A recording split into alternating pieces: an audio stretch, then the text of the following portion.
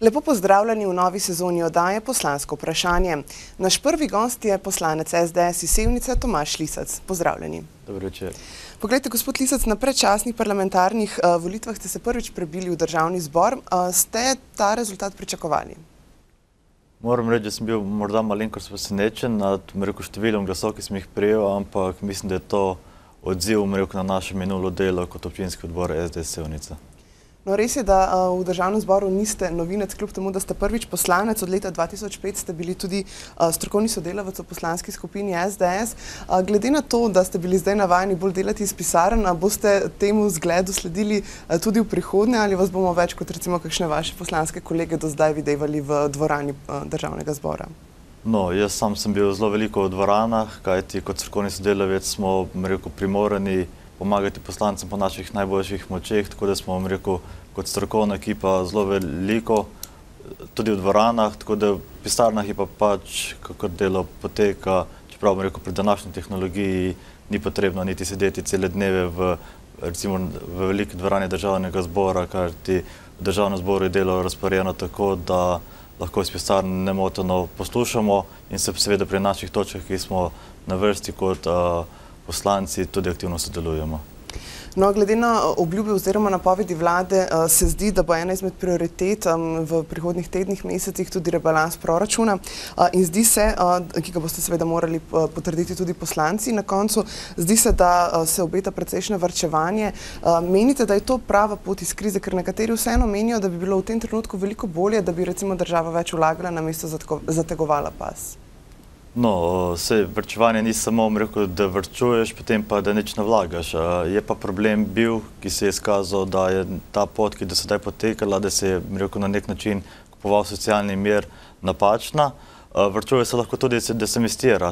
Če hočemo investirati, rabimo vse projekte in lahko povem, tudi iz lastnih izkušenj, da vsi te postopki, ki morajo steči, preden nek projekt pride, predolgo potekajo in škoda v bistvu tudi imeti finančno podporo, če nimaš nekega dokumenta, ki bi lahko šel v izvedbeno fazo. No, omenili ste kupovanje socialnega miru. Vseeno se zdi, da so nekateri sindikati že zdaj na nogah. Do kje recimo ste vi pripravljeni glasovati recimo za resne reze v proračun, če boste imeli recimo na ulicah sindikate? No, glede sindikatov, zanimivo je, da so se takoj, ko je bila nova vlada imenovana, zelo restriktivno postavili, na svoje okope. V prejšnjem mandatu, ko so, tako socialne kot tudi politične slike kazale, da je stanje zelo alarmantno, so bili dokaj tiho. Jaz mislim, da zelo globoki rezi so potrebni, mislim, da na vseh področjih, seveda pa mislim, da so ministri v tem času sedaj od imenovanja nove vlade že toliko spoznali svoje ministrska področja, da bodo vedeli, kje varčevati. Pa vendarle bom malce parafrazirala svoje vprašanje, ker ste se malce izognili odgovoru. Do katere točke recimo menite, da mora vlada in tudi v končni fazi državni zbor iskati ta socialni dialog in kje recimo, do kje gredo te reforme lahko onkraj njega? No, jaz mislim, da bo delo naporno, absolutno, ampak glede na to, da sem bil tudi sam strokovni sodelavec v mandatu 2004-2008, moram reči, da ko so ta pogajanja potekla tudi v državnem zboru, mislim, da se vedno najde. Če so pametne ideje, se vedno najde tudi prave rešitve. Zdaj, do kam iti? Če poslušamo na eni strani sindikate, na drugi strani pa delodajalce, bo verjetno pot res težka in naporna, ampak jaz mislim, da je politika tisti vmesni steber, ki lahko zagotovi, da se nekje na koncu najde skupna rešitev in pa skupni konsens. No, vseeno se zdi, da bodo rezi, saj sodeč po napovedih, ki so že prišle v javnost, bolj kot ne linearni. Se pravi, vsako ministrstvo oziroma organ v sestavi mora nekako oklestiti proračun za 10 oziroma 30%. Se vam zdi to smiselno ali bi bilo po vašem mnenju vseeno bolje pogledati, kje je še možno privarčevati, kje pa morda pustiti stvar nedotaknjeno? No, se glih tako, kot ste rekli, ni rečeno, da bo vse posod linearno. Jaz mislim, da se bo ministrstvo... To zaenkrat kaže, ne? Ja, ampak ministri mislim, da so pri svojem delu tako odgovorni, tako predsedniku vlade, kot tudi zaposlenim in pa javnosti, da bodo našli tiste... Jaz mislim, da na vseh ministrstvih so na teh javnih naročilih, materialnih stroških in to so te stroški, ki se verjetno dajo najlažje privarčevati. Potem pa seveda, zdaj, če smo šli neko demagogijo, bomo lahko iskali neke čudne rešitve, če smo šli pa neko resno politiko, pa mislim, da bodo ministri poiskali prave rešitve. Ampak katere postavke, če sploh katere, bi recimo po vašem mnenju morale na ministrstvih ostati nedotaknjene? Mislim, da takih postavk ni. Mislim, da se posod lahko vrčuje, pa naj si bo, čeprav je morda slab ukrep, tudi zmanjševanje plač, absolutno pa podpiram, kjer se pojavlja javna naročila, tudi v javnosti v zadnjih tednih lahko poslušate, kako se, kupujejo nove stvari, ki v bistvu niti niso potrebne za samo delovanje, niti poslancev, niti same države. Govorite o računalnikih? Tako je. A potem to pomeni, da boste vi recimo zavrnili svoj nov računalnik? Jaz javno povem, da če ga bom dobil ponudbo in če bo možno, da ga lahko vrne, ga bom vrnil, ker jaz ga pri svojem delu tega prenosnega računalnika ne uporabljam, ker imam dovolj drugih naprav, ki mi služijo pri mojem delu. Dobro, vas bomo držali za besedo. No, po besedah predsednika vlade, gospoda Janše, predsednika tudi vaše stranke, se zdi odpuščanje v javnem sektorju več ali manj neizogibno. Se vam zdi to smiselno, ker na vse zadnje vemo, da javni sektor niso zgolj birokrati, ki največkrat padajo v nemilost v javnosti, ampak so tudi zdravstveni delavci, učitelji in tako dalje? No, mislim, da najprej bo treba zarezati v tej tako imenovani državni upravi. Moram reči, da pri delu, s katerim sem se doslej srečeval, je ogromno nekih delovnih mest, ki so v bistvu sama sebi nameni in ta delovna mesta ali jih treba prerazporediti na tista, področje, kjer je pomanjkanje delavcev. Seveda pa mislim, da v državni upravi pa naj ne bo napačno razumljeno kot nek napad na državne uradnike, ampak jaz mislim, da 10 do 20% prav gotovo ljudi preveč zaposlenih. Kar se tiče pa tega, javne uprave, seveda, nihče se ne more predstavljati nekega resnega zdravstvenega doma ali pa neke šole brez zaposlenih, ki izvajajo določene programe. Tako da na tem področju bo morda malo težje. Jaz pa mislim, da tukaj so rezerve predvsem v teh vodstvenih strukturah. Ne more biti v nekem javnem zavodu, neki javni agenciji toliko zaposleni, v bistvu njihov output je pa zelo minimalen. In tukaj se mi zdi je glavni vidik, kako lahko rešujemo. V Sloveniji imamo ogromnih nekih državnih oziroma paradržavnih nekih agencij, skladov in tako dalje, ki v bistvu so nek support, ampak ljudje na njihov vložek je output sigurno premajhen. No, ampak se vam zdi recimo boljše takojšnje odpuščanje ali morda zgolj v prvi fazi nižanje plač? Jaz mislim, da je treba oboje hkrati. Nekaj odpuščanja bo absolutno potreba, nekaj pa tudi zmanjševanje plač. Tako da bo treba nekje balansirati ta dva ukrepa. No, vi ste tudi podpredsednik odbora za notranje zadeve v državnem zboru. Novi resorni minister je že recimo napovedal tudi precejšnje reze v policiji. Menite, oziroma bom rekla tako, podpirate te njegove napovedi, ali je po vašem mnenju policija recimo ena izmed tistih kategorij javnega sektorja, ki bi ga bilo potrebno pustiti pri miru, vsaj v tem trenutku? Sam osebno absolutno podpiram ministra pri njegovih načrtih. Tudi sam je zelo jasno povedal, da v bistvu te rezi v policiji ne bojo na tem terenskem oziroma na operativnem delu, ampak na tistem pisarniškem delu, ki ga je tudi po mojem mnenju preveliko. No, nova vlada je že opravila nekaj kadrovskih menjav, denimo v vojski, nekaterih uradih. Je po vašem mnenju naslednja policija? To je pa zakon o policiji jasen, pa mislim, da bo ta direktor policije in pa minister našla pravo rešitev za, ker mislim, da tukaj ne gre za človeka, kot nekega vodstvenega delavca, ampak za policijo, tako da jaz mislim, da direktor policije ne bo naslednji. A pa podpirate te takoj že v prvih dneh menjave, recimo kadrovske, se vam zdi to smiselno? Ja, jaz mislim, da nekatere so nujno potrebne. Jaz mislim, da vsaka vlada, ki pride, ponovno zasede svoje ministerske položaje, mora narediti tiste korake, ki so najbolj potrebni, da vlada sploh začne delovati. Recimo šef UKOM-a, jaz mislim, da je to desna roka predsednika vlade in mora biti neka oseba, ki mu tudi sam zaupa. Načelnik vojske tudi desna roka vlade? Ne, je pa ena izmed tistih možnosti, ki vlada dopušča. Jaz bi rekel, jaz celo sam osebno sem zelo zagovornik tega ameriškega sistema v državni upravi, kjer v bistvu vsi zaposleni so na voljo novi oblasti, republikancem ali pa demokratom, in v bistvu sami določajo do dokaj nizke ravni uradnikov, koga bodo nazaj zaposlili. Mislim, da je to motivacija, da ne prihaja do te neke politične političnega delovanja uradnikov, ki, bom rekel, zaradi svojih lastnih političnih prepričanj ali lahko nagajajo na eni strani vladi ali pa na drugi strani pomagajo. Jaz mislim, da mora biti državno uradništvo predvsem strokovno, ne pa politično aktivno. No, če se vrnemo za hip konkretno na notranje zadeve, katere so po vašem mnenju recimo tiste ključne stvari, ki bi jih bilo potrebno spremeniti, ker v tem trenutku ne delujejo najbolje? Jaz mislim, da sama organizacija policije je morda preveč, bom rekel, zbirokratizirana, premalo pa, bom rekel, tista operativna policija, ki jo, bom rekel, slovenski državljani rabimo kot varnost. To ne pomeni, bom rekel, da vsi Slovenci, se mi zdi, si predstavljamo preveč policiste, tiste na terenu, ki, bom rekel, so tako imenovani inkasanti države. Jaz mislim, da prva naloga policije je, da varuje državo oziroma državljane.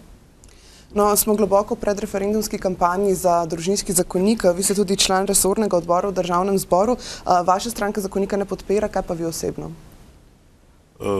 Jaz mislim, da družinski zakonik načeloma je zelo dober, ampak govorimo o, bom rekel, zelo močnem zakoniku in zaradi, bom rekel, nekaj manjšnih odstavkov oziroma nekaj, bom rekel, tako imenovanih vejic je prišlo do referenduma. Jaz mislim, da je bilo v državnem zboru in pa pred samo obravnavo v državnem zboru več dobrih izbir in bi se lahko, bom rekel, ta nesoglasja, ki so znotraj družinskega zakonika, lahko pametno rešila, ampak očitno so nekateri, bom rekel, malo silili z glavo skozi zid in so seveda na drugi strani čisto pričakovano naleteli na, bom rekel, upor in pred nami je bil neizbežen referendum. No, ampak v vsakem primeru se bo to zdaj vrnilo na začetek, ker če bo referendum recimo padel, oziroma zakonik padel, katere točke, ki ste omenili, da je to nekaj manjših odstavkov, konkretno se vam zdijo sporne? Predvsem na tem področju, bom rekel, tako imenovanih, vsi govorijo o zaščiti otrok, ampak, bom rekel, zaščita otrok je lahko, kaj sploh, v kateri družini je, da, bom rekel, otrok najbolj varen. Jaz mislim, da, bom rekel, otrok, mislim, da rabi očeta in mamo. Pa naj si bo ali to oče, mama, ali je to mati, samohranilka. Jaz mislim, da pri tem zakoniku je bil problem, ker so, bom rekel, tudi tisti zagovorniki družinskega zakonika takoj prišli s to idejo o istospolnih in se o istospolnih, se mi zdi, se je govorilo na nek, bom rekel, čuden način, tako strani zagovornikov zakonika, kot tudi tistih, ki so nasprotniki zakonika. Tako da se mi zdi, da je to, ki je tista, bom rekel, točka, ki se je, bom rekel, to tako imenovano bojno polje začelo ustvarjati. Kot vemo, zakon o registraciji istospolne partnerske skupnosti je bil, mislim, da sprejet leta 2005, bom rekel, po tako imenovano konzervativno vlado in bom rekel, tudi tisti, ki so zagovorniki družinskega zakonika, so rekli, da je ta zakon sicer imel tudi neke slabe zadeve, ampak, bom rekel, je pa začel reševati ta polje na nek drugačen način.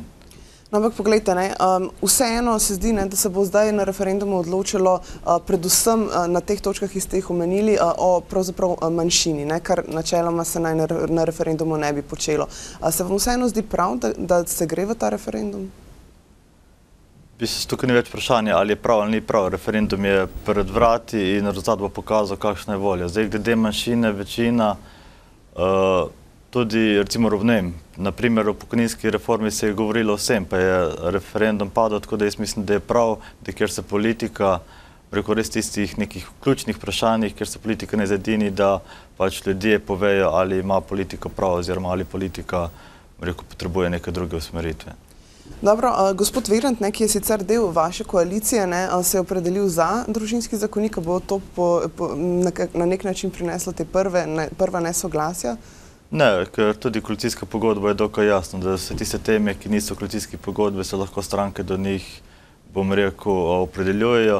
Kot vemo, to ni vladni referendum, to je referendum, bom rekel, iz prejšnjega mandata in vsaka stranka je čisto avtonomna pri, bom rekel, podpori oziroma zavračanju tega zakonika. No, zdi se, da želi nova vlada pravzaprav speljati kar nekaj teh ključnih reform, ki jih v prejšnji vladi ni uspelo, in zdi se, da bodo precej podobne tistim, ki so enkrat že padle oziroma ki ste jim v prejšnjem mandatu nasprotovali. V čem bi se morala po vašem mnenju, da nima pokojninska reforma nove vlade razlikovati od tiste, ki jo je predlagal nekdanji premier Pahor? Jaz mislim, da tukaj je predvsem potreben pogovor z vsemi tistimi, ki se jih ta, bom rekel, pokojninska reforma tiče, pa naj si bodo to mladi, sindikati, delodajalci in pa tudi starejša populacija. Jaz mislim, da je ključna napaka, ki je bila v prejšnjem mandatu, je bila to, da so prišli, saj po mojih informacijah, predstavniki vlade na določena srečanja, predstavili svoje stališče, potem pa dali nekaj malega možnosti vsem ostalim stranem in zapustili prizorišče. Saj tako je bilo večkrat povedano. Jaz mislim, da če ni pogovor je osnova, ampak mora priti tudi do dogovora. In tako, ko govorimo o ekonomsko-socialnem svetu, pokojninski reformi in ostalih reformah, potrebno se je pogovarjati in seveda na koncu dogovoriti. No, ampak če poskušamo vseeno konkretizirati pokojninsko reformo, kateri so recimo ključne točke? Bo šlo tukaj v podaljševanje delovne dobe?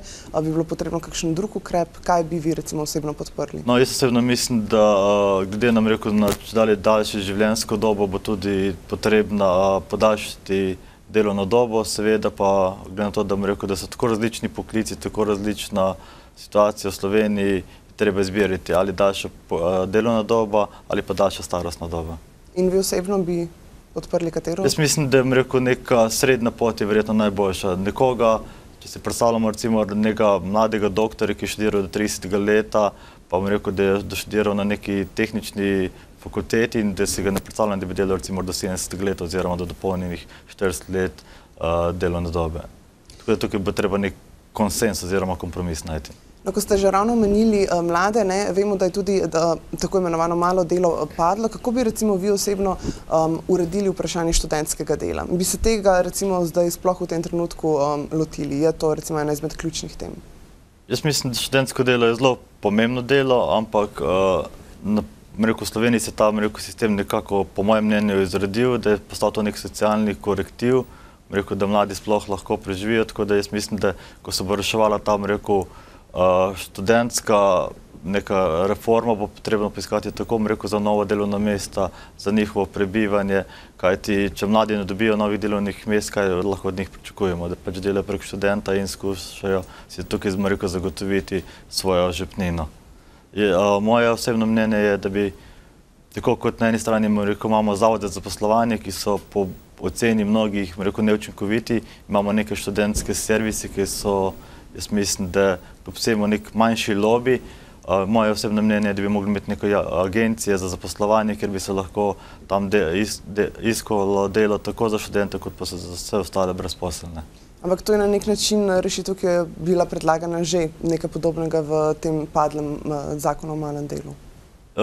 Bilo je, kar nekaj sistemskih drugih oblik, ki so bile predlagane v tem delu, tako da jaz mislim, da nekaj je sigurno bilo dobro predlagane, je pa nekaj zadev, ki jih je treba absolutno spremeniti. No, vseeno recimo ste omenili, oziroma so se pogovarjali nekaj tudi o trgu dela. Recimo, to je bila ena izmed tistih reform, ki niti niso prišle nekako v javnost v času prejšnje vlade, pa vendarle se je veliko govorilo, tudi vaša stranka je to velikokrat poudarila, da je pač potrebno, da pride do tako imenovane reforme trga dela. Kaj konkretno si sploh predstavljate pod tem? Kaj bi bilo potrebno spremeniti? No, jaz mislim, da predvsem v prvi vrsti v Sloveniji, s to besedo reforma preveč lahko opletamo. Imamo dokaj dobro dodelano to delovno zakonodajo, zakon o delovnem razmerju je zelo močan akt, problem pa je, tako kot se v Sloveniji, ko pride do problema na izvedbeni akti, kaj ti pomaga nek super zakon, če pa se potem ne implementira v praksi tako, kot bi se mogel. Tako da potrebne so manjše spremembe, ne bi pa jaz temu tako na široko, kar govoril reforma. No pa vseeno, delodajalci pritiskajo, da bi bilo potrebno recimo, da bi bilo potrebna večja prožnost, zdaj sindikati seveda takoj opozarjajo, da večja prožnost v resnici za delavce pomeni večjo negotovost. Čemu v tem trenutku recimo je potrebno dati prednost? No, jaz mislim, da prožnost mora biti. Jaz mislim, da neki, ustaljeni tiri oziroma za neke zacementirane zadeve so, slabe. Tako da jaz moram reči, na tej strani sem bolj na strani delodajalcev, kajti jaz mislim, da trg dela mora biti prožen, seveda pa ne smemo pozabiti na varnost, ampak jaz mislim, da za to besedo varnost, ki podarjajo sindikati, se mi zdi, da se včasih skriva tudi kaj drugega. Se mi zdi, včasih imam celo nek tak, da sindikati bolj ščitijo sebe kot pa delavce. No pa vseeno, recimo Slovenija je po podatkih statističnega urada pravzaprav, mislim, da med 5 najbolj, kar se tiče v vrhu praktično Evropske unije, kar se tiče števila zaposlitev za določen delovni čas in pa večina od teh ljudi, ki so v teh recimo skrajšanih oblikah oziroma bolj nevarnih oblikah zaposlitve, kar 2/3 od teh je mlajših od 30 let, kar pomeni, da v bistvu mladi po eni strani težko prihajajo do služb, če pa že to niso službe za nedoločen čas. Menite, da je to trend, recimo, ki bi mu morala Slovenija slediti, ali bi bilo potrebno s tem trendom prekiniti? Ne, absolutno je prednost, če imaš delo za nedoločen čas, da imaš neko varnost in potem lahko tudi lažje razmišljaš o vseh drugih zadevah. Vsi mladi imajo probleme, tako kot ste rekli, s prvo zaposlitvijo in če ni zaposlitvijo, potem je težje razmišljati o družini, o lastnem stanovanju in vsem ostalem. Tako da treba jih težiti k temu, da bo čim več nedoločenih oblik dela, seveda pa ta oblika dela ne smejo biti, kot sem rekel, zacementirane, potem da so to izgovor za nedelo. V državni upravi se mi zdi to problem, ker je ogromno zaposlitev za nedoločen čas in potem bom rekel, pa ne bom se spuščal na področje sodnikov, je to neka potuha za skrajšanje poti oziroma za slabše delo. No, vseeno ne zdi se, da je Slovenija, oziroma ne zdi se, to seveda kažejo vsi podatki, globoko v gospodarski krizi in da pač tega izboljšanja, ki ga vsi nekako pričakujemo, še kar nekaj časa ne bo. Kaj lahko recimo v tem primeru stori vlada oziroma kaj bi morala vlada storiti, da se začne to okrevanje hitreje? Kakšni bi bili recimo tisti konkretni ukrepi, na kaj se je potrebno sedaj osredotočiti? No, jaz mislim, da prvi ukrepi morajo biti na področju javnih financ. Če javne finance ne bodo, konsolidirane oziroma da ne bo iz njih prišel nek signal, da je možno neko okrevanje tako gospodarstva kot tudi zmanjšanje pritiskov na socialne korektive, potem bo to prvi signal, da je možno nekaj storiti. In jaz verjamem, da ministri, predvsem iz teh področij, z področja gospodarstva, dela, družine in pa financ, zelo vneto iščejo načine, kako ta nek ciklus pozitivnega delovanja države obrniti navzgor. Kajti, kot lahko preberete vsakodnevno v kakih časopisih, vsi grafi pa na vseh področjih nam kažejo strmo pot navzdol in to je treba najprej zajeziti, potem pa jo ta trend obrniti navzgor. No, veliko se je omenjalo tudi v vaši stranki, recimo večje državno vlaganje v neke večje, recimo gradbene in podobne infrastrukturne projekte, recimo, kaj bi to konkretno lahko bilo? No, jaz mislim, da dela je dovolj, pa naj si bo to, tako na tem cestnem oziroma prostorskem delu, tretje razvojno os oziroma vse ostale razvojne osi, posodobitev železnice, tudi na energetskem področju je veliko tega, ki je za narediti, potem investicije, glih zadnjič je bila neka študija o tem, ali je Luka Koper sploh za Evropo zanimiva. Marsikdo v bistvu razmišlja, da bi ta pot obšla Luka Koper, da bi se ta tovorni promet presmeril na Trst oziroma dol niže na hrvaška pristanišča in mislim, da so tukaj ta vprašanja zelo, ki se tičejo cele države. Luka Koper ni samo vprašanje Primorske oziroma njenih prebivalcev, ampak je vprašanje, ki ga bo treba reševati, kajti gre tako za cestno infrastrukturo, železniško infrastrukturo, za novo delovno mesto in vse ostalo, tako da je kar nekaj teh infrastrukturnih projektov, ki jih je treba, načeti. No, vi prihajate iz Posavja, tako da je morda to vprašanje za vas še toliko bolj aktualno, čeprav se seveda tiče celotne države, ampak podpirate gradnjo drugega bloka nuklearke v Krškem? Sam podpiram gradnjo drugega bloka. Jaz mislim, da energetika je tisto področje, ki lahko prinese tudi kratkoročno, predvsem pa dolgoročno državi celo plus. Kot vemo, če si odvisen od energije iz drugih okolij, je ta energija dražja in zato je najlažje imeti domačo energijo in jedrska energija, kljub temu, da je nek strah pred Černobilom pa Fukushimo, je najbolj varna energija, tako okoljsko in mislim, da tudi gradnja drugega bloka, mislim, da ne bi bila tako dolgoročna za naprej, mislim, da bi lahko že kar v nekaj letih, če bi bili papirji oziroma dokumenti pripravljeni, pa je se na tem kar nekaj aktivno dela, da bi lahko kmalu dobili drugi blok v Krškem. No, ampak ko smo pri energetiki, smo v Sloveniji resnično, glede na velikost, razcepljeni na ogromno različnih projektov. Vemo, da vse kaže, da se gradnja TEŠ ne bo končala, po drugi strani imamo nedokončano verigo hidroelektrarn, na tretji strani je napovedan ta drugi blok, o katerem se pač premišljuje. Kako naj Slovenija pravzaprav najde denar, da hkrati financira tako veliko obsežnih projektov na področju energetike? No, se ne gre za istočasno, čeprav moramo reči, da je v bistvu izgradnja hidroelektrarn je že kar nekajletni projekt. Jaz verjamem, da se bo čim prej zaključil, ker tukaj že zamujamo. Zdaj, kar se tiče, mogoče termoelektrarne oziroma tega tako imenovanega 6. bloka, tukaj ni problem, finance so problem v tem smislu, da jih je preveč bilo vloženih za tisti izkoristek, ki bo prišel. Kot veste, cena je bila najprej 600 milijonov, sedaj pa v bistvu se je cena podvojila. In to je tisto, kar Sloveniji daje napačen signal. Da se zapravlja kar preko norme in output pa je potem čisto premajhen. Tako da jaz mislim, da gradnja TEŠ-a, jaz mislim, da bo treba ta projekt dokončati, kajti že tako daleč smo, da je vprašanje, če je smiselno in tako organizacijsko, kot tudi finančno ga na polovici zapreti. Tako kot sem rekel, kar se tiče pa glede nuklearke, jaz ne pričakujem, da bomo začeli graditi oziroma ta projekt v letu 2013-2014, ampak mislim, da vsaj v naslednjem letu oziroma v tem letu 2013 je treba sprejeti sploh odločitev, ali iti v ta projekt. Kot veste, tudi slovenska javnost je glede tega dokaj razdeljena. No, ravno to sem želela, je bilo moje pravzaprav naslednje vprašanje. Po zadnji raziskavi, ki jo je opravil ARAO, je nekako, če se pravilno spomnim podatka, mislim, da 51 oziroma 52% ljudi proti gradnji drugega bloka, potem nadaljnjih, mislim, da 13 ali 14 je proti, dokler se recimo ne razreši vprašanje odlagališča, ki ga še vedno nimamo. Skratka, menite, da bo to pomemben faktor, da se bo ta odstotek nižal, večal, recimo, ko bi šlo za poglobljeno javno razpravo? Jaz mislim, da predvsem, kar se tiče stroke, mislim, da je zelo podpira. Seveda, kako sem rekel, jaz mislim, da ta nasprotovanje nuklearki je predvsem, ta strah pred nesrečami.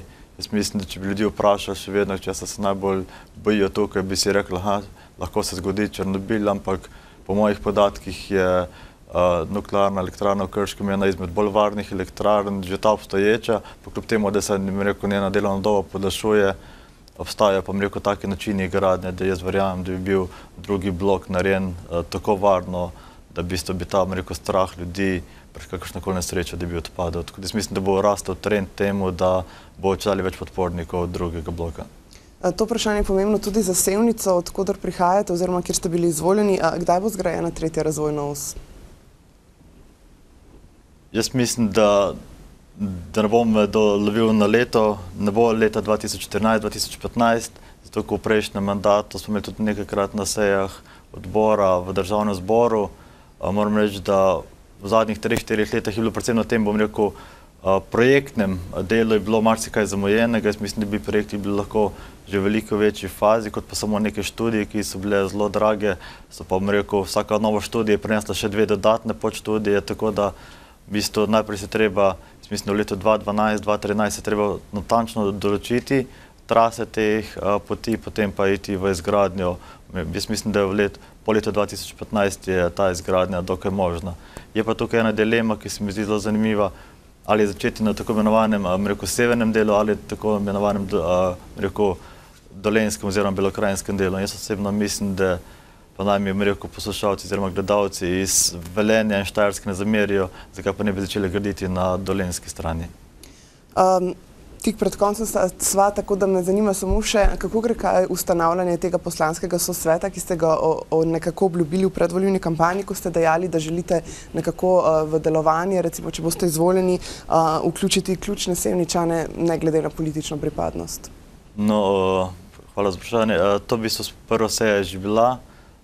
Skupaj z županom smo določili, da na prvih 2-3 sejah najdemo neke skupne usmeritve, tako da na prvem sestanku je bil prisoten župan, obidva podžupana in pa moja malenkost ter pa naš novi poslanec, gospod Žveglič, kjer smo dali neke strateške usmeritve, kaj občina v naslednjih 4-5 letih pričakuje tako sama od sebe, kar je naloga občinske uprave in pa kot od poslancev, ki lahko pripomoremo poleg tem, zakonodajnega dela, da bi občina Sevnica, čim bolj bila uspešna pri projektih v naslednjem mandatu. In jaz verjamem, da tako, kot smo se zgovorili, da se minimalno vsaka 2 meseca srečamo in pregledamo, kaj smo naredili in pa seveda, katere so tiste aktivnosti, ki jih moramo sprotno dodajati na ta plan dela, da bo občina Sevnica čim več imela od nas poslancev. No, kar 2 imate, tako da gotovo vam bo nekaj uspelo. Najlepša hvala za udeležbo v našem studiu in pa seveda srečno vam, cenjene gledalke in gledalci, pa hvala za pozornost in nasvidenje do prihodnjič.